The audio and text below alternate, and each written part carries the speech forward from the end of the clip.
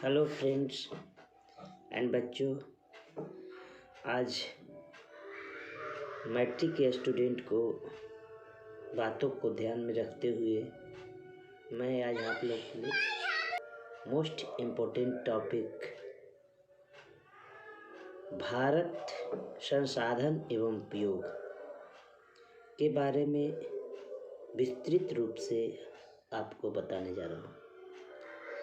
इसमें जो भी इससे संबंधित प्रश्न पूछे जाते हैं एवं जो भी उसका उत्तर है उसको मैं बेहतरीन तरीके से आपको बताऊंगा, जिससे आपको एग्जामिनेशन से संबंधित किसी तरह की समस्याएं उत्पन्न ना हो। इसके लिए मैंने कुछ तैयारी की है और इसमें आपको बताते हैं, एक एक बात को बारीकी से आप लोग ध्यान में रखिएगा।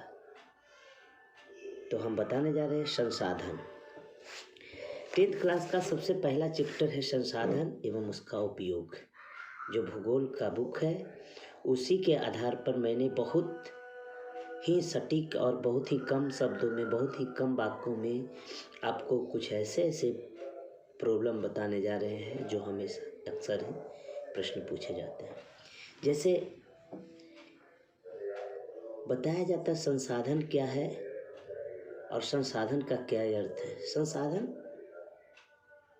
जो व्यक्तियों के लिए, मनुष्यों के लिए उपयोगी हो जाए वो संसाधन है, चाहे मनुष्य ही क्यों ना हो, मनुष्य भी एक संसाधन है। इसका सबसे प्रसिद्ध परिभाषा महत्वपूर्ण प्रसिद्ध भूगोलविद जिम्मरमैन ने दिया था। जिम्मरमैन ने, जिन्होंने बताए थे संसाधन होते नहीं हैं, बनते हैं। संसाधन क्या होता है? होते नहीं हैं, बनते हैं। उन्होंने बताया कि संसाधन किसी देश का आर्थिक व्यवस्था का मेरुदंड होती है। मेरुदंड का मतलब हो गया कि संसाधन एक ऐसा उपयोगी साधन है जो किसी देश का आर्थिक, सामाजिक, राजनीतिक यानी सारी क्रियाओं को विकास में सहायक होता है। बच्चों, आपको हम संसाधन का वर्गीकरण भी बताने जा रहे हैं कि उत्पत्ति के आधार, संसाधनों को उत्पत्ति के आधार पर संसाधन को कितने वर्गों में बांटा गया है। उत्पत्ति के आधार पर संसाधन को 2 वर्गों में बांटा गया है। पहला जैव संसाधन और दूसरा अजैव संसाधन।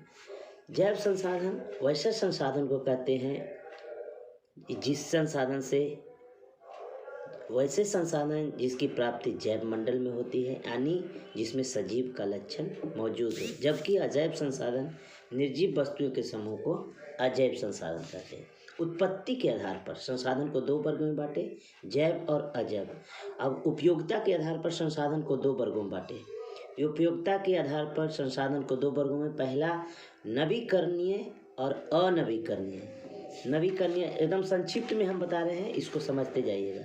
नवीकरणीय संसाधन वैसे संसाधन है जिसको पुनः प्राप्त किया जाता है, यानी कहने का मतलब जो कभी समाप्त नहीं होता, जैसे सौर ऊर्जा, पवन ऊर्जा, जल, विद्युत, वन और वन्य प्राणी। ये हमेशा पूछा जाता है कि वन एवं वन्य प्राणी किस तरह का संसाधन है, तो आप आँख मूंद के मार दीजिएगा नवीकरणीय संसाधन, यानी कि वैसे संसाधन जिसको पुनः प्राप्त किया जाता है। लेकिन लोग को लगता है कि हो सकता है वन समाप्त हो जाए तो उसके बाद वन पुनः नहीं होगा। ऐसा बात नहीं है। वन भी नवीकरणीय संसाधन है एवं वन्य जीव भी नवीकरणीय संसाधन है। अब अनवीकरणीय संसाधन वैसे संसाधन जिसका एक बार उपयोग होने के बाद पुनः इसकी प्राप्ति नहीं हो सकती, जैसे जीवाश्म ईंधन, कोयला, पेट्रोल, ये सारे। अब स्वामित्व के आधार पर संसाधन बहुत कम पूछा जाता है, लेकिन बता देते हैं स्वामित्व के आधार पर भी संसाधन को 4 वर्गों में बांटा गया है। पहला व्यक्तिगत संसाधन, दूसरा सामुदायिक संसाधन, तीसरा राष्ट्रीय संसाधन और अंतर्राष्ट्रीय संसाधन। उसी तरह से विकास के स्तर पर संसाधन को 4 वर्गों में बांटे गए हैं: संभावित संसाधन, विकसित संसाधन, भंडार संसाधन और संचित संसाधन।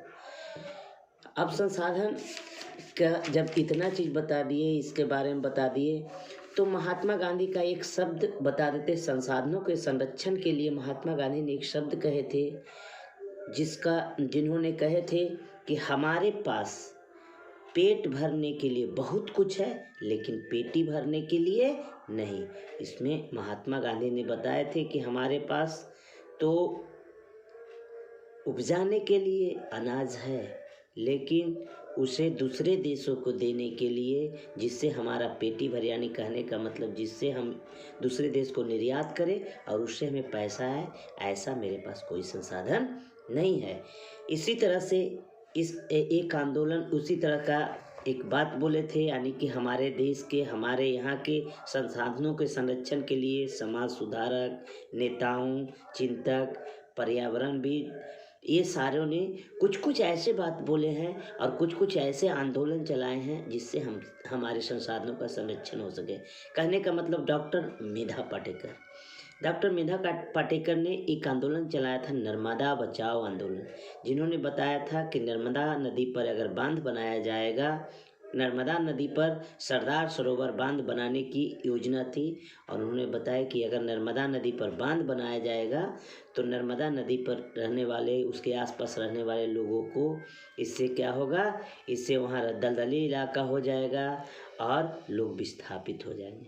लेकिन फलतः नरेंद्र मोदी की सरकार ने मेधा पाटेकर की बात को दरकिनार करते हुए नर्मदा नदी पर सरदार सरोवर बांध बना लिए। खैर छोड़िए, उसके बाद एक हमेशा क्वेश्चन आता है, चिपको आंदोलन क्या है और चिपको आंदोलन किस चीज़ के लिए हुआ था। तो चिपको आंदोलन एक ऐसा आंदोलन था जो उत्तर प्रदेश के पौड़ी गढ़वाल जिले में हुआ था। कहाँ? उत्तर प्रदेश नहीं, उत्तराखंड के पौड़ी गढ़वाल जिले में हुआ था, जिसके एक महत्वपूर्ण प्रणेता या नेता थे जिनका नाम था सुंदरलाल बहुगुणा, जिन्होंने क्या किए थे कि अगर कोई व्यक्ति वनों को काटता था तो आदिवासी महिलाएं उस वनों में, उस पेड़ों पर चिपक जाती थी या लिपट जाती थी और बोलती थी सबसे पहले हमें काटो तब पेड़ को काटो। इसके लिए उन्होंने आंदोलन चलाया था, जिस आंदोलन का नाम है चिपको आंदोलन। और उसी तरह से एक और पुस्तक की हमेशा चर्चा आती है कि स्मॉल इज ब्यूटीफुल पुस्तक की रचना किसने की, और इसमें क्या है, तो इसमें गांधी जी के विचारों से संबंधित प्रकाशित है। उसकी इसमें स्मॉल इज ब्यूटीफुल की रचना शुमशेर ने किया था। किसने किया था? शुमशेर ने किया था। और उसी तरह से बहुत सारे लोगों ने पर्यावरण को बचाने के लिए रियो डी जेनेरो में 1992 ईस्वी में पृथ्वी सम्मेलन का आयोजन हुआ, और 1947 में न्यूयॉर्क में द्वितीय पृथ्वी सम्मेलन हुआ, और जोहान्सबर्ग में 2002 में तृतीय पृथ्वी सम्मेलन हुआ। एक बात आप जानते हैं, आप लोग अब सुने होंगे कि 5 जून को पर्यावरण दिवस मनाया जाता है। 5 जून को पर्यावरण दिवस कब मनाया जाता है? 5 जून को। पर्यावरण को संरक्षण हेतु सर्वप्रथम स्टॉकहोम में, पर्यावरण को संरक्षण के लिए सर्वप्रथम स्टॉकहोम में विश्व शिखर सम्मेलन 1992 में हुआ था। विश्व शिखर सम्मेलन कब हुआ था? 1992 में। इस सम्मेलन के पश्चात प्रतिवर्ष 5 जून को पर्यावरण दिवस के रूप में मनाया जाता है।